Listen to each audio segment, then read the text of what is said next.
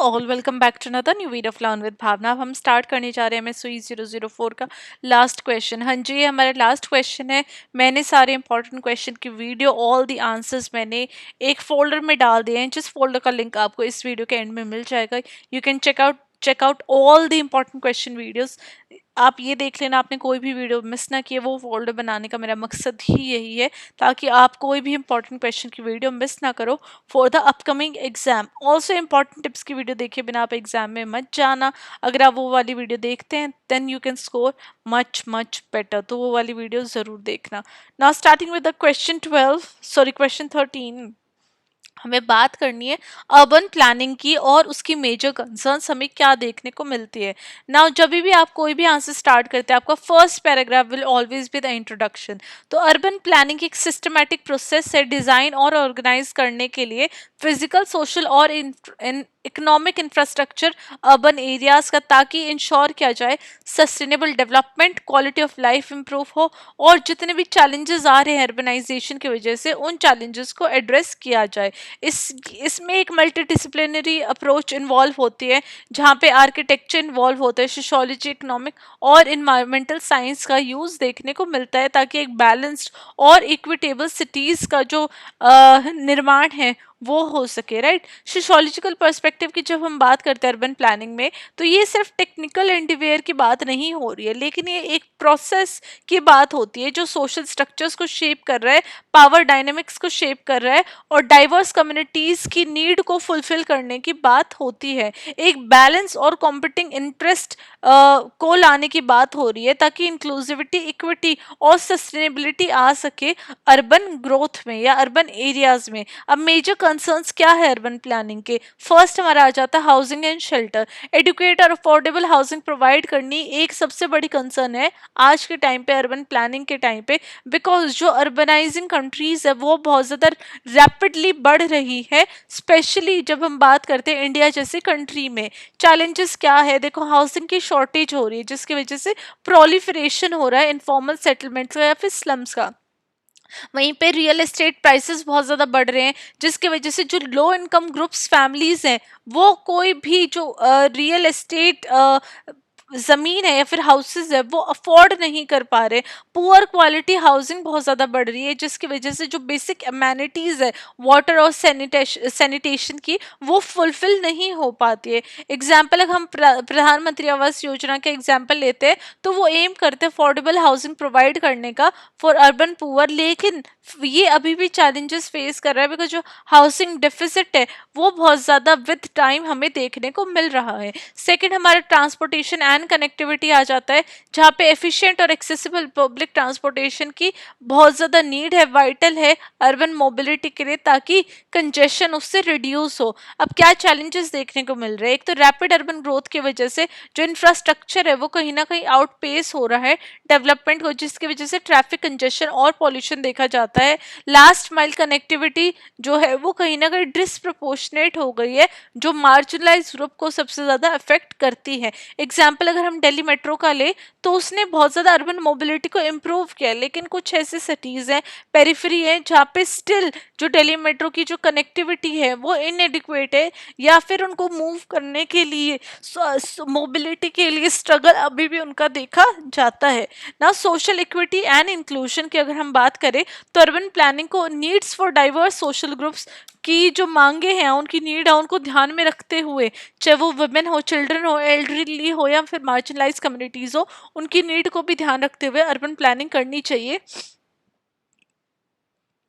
जहाँ पे जो जेंट्रिफिकेशन की चैलेंजेस हैं, जो ऑफन डिस्प्लेस कर देते हैं लोअर इनकम पॉपुलेशन को अर्बन सेंटर्स में, उनको ध्यान रख के ऐसे पब्लिक स्पेसेस बनाने चाहिए जो इंक्लूसिव हो, सेफ हो, विमेन के लिए भी और अदर वल्नरेबल ग्रुप्स के लिए भी। राइट, एग्जाम्पल इनिशिएटिव जैसे कि वुमेन ओनली बसेस और सेफ्टी ऑडिट्स, अगर हम दिल्ली की बात करें, तो वो एम करता है अर्बन स्पेसेस को मोर इंक्लूसिव बनाने के लिए। वहीं पे इन्वायरमेंटल सस्टेनेबिलिटी आनी चाहिए, सस्टेनेबल अर्बन प्लानिंग होनी चाहिए, जो कि फोकस फोकस करे एनवायरमेंटल डिग्रेडेशन को कम करने के लिए और रेजिलियंस लेके आए क्लाइमेट चेंज के अंदर। जहाँ पे चैलेंजेस क्या देखने को मिल रहे हैं, आज नेचुरल जो रिसोर्सेज है वो ओवर एक्सप्लॉइट हो चुके हैं, डिफॉरेस्टेशन आ गई है और बायोडाइवर्सिटी का भी लॉस हमें देखने को मिल रहा है क्योंकि पॉल्यूशन लेवल इंक्रीज हो रहे हैं, इनएडिक्वेट वेस्ट मैनेजमेंट बहुत ज़्यादा हो गया है। तो इन चैलेंजेस को ओवरकम करने के लिए इन्वायरमेंटल सस्टेनेबिलिटी लाने की नीड जो आज के टाइम पे है वो बहुत ज़्यादा हो गई है। एग्जाम्पल के तौर पे अगर हम बेंगलुरु की बात करें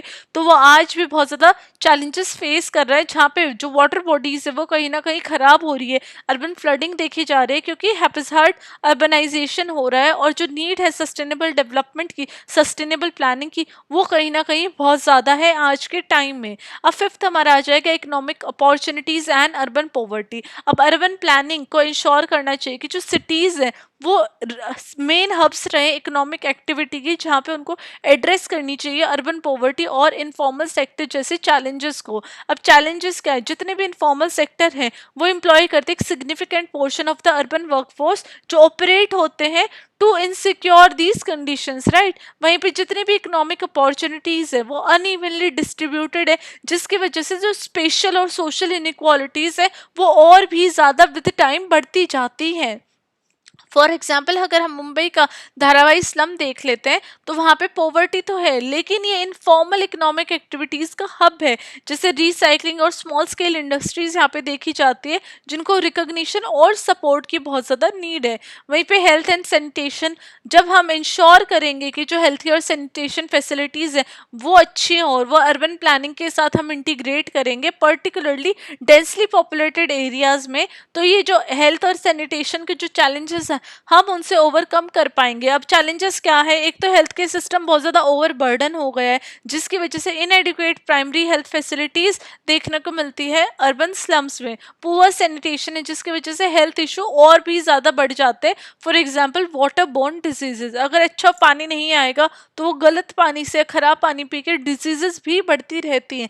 एग्जाम्पल स्वच्छ भारत मिशन निकाला था जिसने इम्प्रूव किया है सैनिटेशन इन सिटीज़ को, लेकिन इनफॉर्मल सेटलमेंट स्लम एरियाज अभी भी अनडिजर्व्ड रह रहे हैं, वहाँ पे अभी भी हेल्थ और सैनिटेशन फैसिलिटीज़ इतनी अच्छे से इम्प्रूव या एडवांस नहीं हुई है ना। सेवन्थ हमारा पॉइंट आ जाएगा गवर्नेंस एंड पार्टिसिपेशन का। तो अर्बन प्लानिंग में कम्युनिटी पार्टिसिपेशन और गवर्नमेंट को अकाउंटेबल ठहराना बहुत ज़्यादा ज़रूरी हो जाता है ताकि इक्विटेबल डेवलपमेंट इंश्योर हो, इक्विटेबल डेवलपमेंट देखने को मिले। अब चैलेंजेस क्या है, टॉप डाउन अप्रोचेस हमें कई बार ओवरलुक कर देते हैं ताकि उनकी नीड्स जो है लोकल कम्युनिटीज़ को वो भी हमें केटर करनी चाहिए, उनकी नीड्स का भी ध्यान रखना चाहिए। करप्शन और ब्यूरोक्रेटिक इनएफिशिएंसी इन सब अर्बन प्लान्स की इम्प्लीमेंटेशन को हिंडर कर देता है या रुकाव उनकी वजह से देखने को मिलते हैं। एग्जाम्पल जब हम पार्टिसिपेटरी प्लानिंग की बात करते हैं इनिशिएटिव की, जैसे जनगणना प्रोग्राम हो गया बेंगलुरु में, वो सिटीजन्स को एंगेज करता है अर्बन गवर्नेंस में ताकि एक ट्रांसपेरेंसी और इंक्लूसिविटी प्रमोट हो with in the urban governance system. Now eighth point हमारा आ जाता है हेरिटेज एंड कल्चरल प्रिजर्वेशन। अब अर्बन प्लानिंग को बैलेंस करना चाहिए मॉडर्नाइजेशन के साथ साथ preservation of culture and historical heritage को। अब चैलेंजेस क्या देखने को मिल रहे हैं, रैपिड अर्बनाइजेशन की वजह से डिस्ट्रक्शन ऑफ हिस्टोरिकल साइट्स देखने को मिल रहा है या हिस्टोरिकल साइट्स को निग्लेक्ट कर दिया है अर्बनाइजेशन की वजह से। अब हेरिटेज प्रिजर्वेशन की बहुत ज़्यादा ज़रूरी हो जाता है और वो हमारे जो हिस्टोरिकल है या फिर हिस्ट्री है उसको दर्शाता है, इसलिए हेरिटेज प्रिजर्वेशन अपने आप में बहुत ज़्यादा ज़रूरी है along with the development goals. ऐसा नहीं है अर्बनाइजेशन के अगर अर्बनाइजेशन हो रहा है तो हम हेरिटेज को प्रिजर्व करना भूल जाएं या फिर उसको कहीं ना कहीं पीछे छोड़ दें। एग्जाम्पल जब हम रीडेवलपमेंट ऑफ ओल्ड दिल्ली की बात करते हैं तो बहुत ज़्यादा हमें क्रिटिसिज्म देखने को मिलता है बिकॉज जो एरिया से कल्चरल और हिस्टोरिकल सिग्निफिकेंस के वो कहीं ना कहीं पीछे छूट गए हैं, उनका इतना ज़्यादा प्रिजर्वेशन या उनका इतना ज़्यादा ध्यान नहीं देखने को मिलता है, राइट। अब कंक्लूजन में मैंने लिखा कि जब हम अर्बन प्लानिंग की बात करते हैं तो ये अपने आप में एक सोशियोलॉजिकली कॉम्प्लेक्स प्रोसेस है जो कि टेक्निकल, सोशल और पॉलिटिकल डायमेंशन से मिलके बना हुआ है। इसकी सक्सेस डिपेंड करती है जब इन चैलेंजेस को अच्छे से एड्रेस किया जाए, हाउसिंग, ट्रांसपोर्टेशन, इक्विटी, सस्टेनेबिलिटी और गवर्नेंस को इक्वली ध्यान दिया जाए ताकि इंश्योर किया जाए एक ऐसी अर्बन ग्रोथ जो कि इंक्लूसिव हो और इक्विटेबल हो। इंडिया के केस में जो रैपिड पेस अर्बनाइजेशन की, उसको प्लानिंग और स्ट्रेटेजाइज करना बहुत ज़्यादा इंपॉर्टेंट हो जाता है, ताकि एक बैलेंस्ड इकोनॉमिक डेवलपमेंट हो और सोशल और इन्वायरमेंटल प्रायोरिटीज़ भी रखी जाए। इंक्लूसिव और पार्टिसिपेटरी अर्बन प्लानिंग बहुत ज़्यादा इंपॉर्टेंट आ जाता है। सिटीज़ को एक एफिशिएंट और लिवेबल बनाना हर एक कम्युनिटी के लिए, हर एक पर्सन के लिए, चाहे वो विमेन हो, चाहे वो मार्जिनलाइज ग्रुप हो, may who it ever be, right. तो उसके लिए लिवेबल बनाना, इन सब चीज़ों का ध्यान रखना पड़ेगा और इंश्योर करना पड़ेगा कि urban growth equitable and inclusive बने, राइट। तो ये हमारा आंसर था लास्ट क्वेश्चन हमारा MSOE 004 का। इसके अलावा अगर आपके पास कोई भी कंफ्यूजन है, कोई भी डाउट है, तो वो आप मुझे कमेंट कर सकते हैं। इसमें आपने जान लिया कि अर्बन प्लानिंग क्या है और उसकी मेजर कंसर्न्स हमें क्या देखने को मिलती है। आई होप आप लोगों को आंसर समझ में आया होगा। अगर आपको ये पूरी सीरीज MSOE 004 अर्बन सोशियोलॉजी की अच्छी लगी, जहाँ पे मैंने 13 इंपॉर्टेंट क्वेश्चन आपके साथ डिस्कस किए हैं, जहाँ पे एक क्वेश्चन में से भी 2-3 सब क्वेश्चन बन सकते हैं, तो अगर आप स्मार्टली एग्जाम में जाओगे और एग्जाम क्वेश्चन पेपर को कंडक्ट करोगे, आंसर राइटिंग करोगे, देन डेफिनेटली आपका एग्जाम बहुत ही अच्छा जाएगा। और इसी हार्डवर्क और मेहनत के लिए आपकी भी और मेरी भी चैनल को सब्सक्राइब कर दीजिए, थोड़ा सा अपना सपोर्ट दिखाइए, वीडियो को लाइक करिए। And I will see you very very soon. जब भी आप मुझे कोई भी नेक्स्ट टॉपिक बोलते हो, कोई भी आप कंटेंट मुझसे मांग करते हो, I will be there for everybody, for each and every one of you. Till then, study well, study hard, and all the very best for your exam.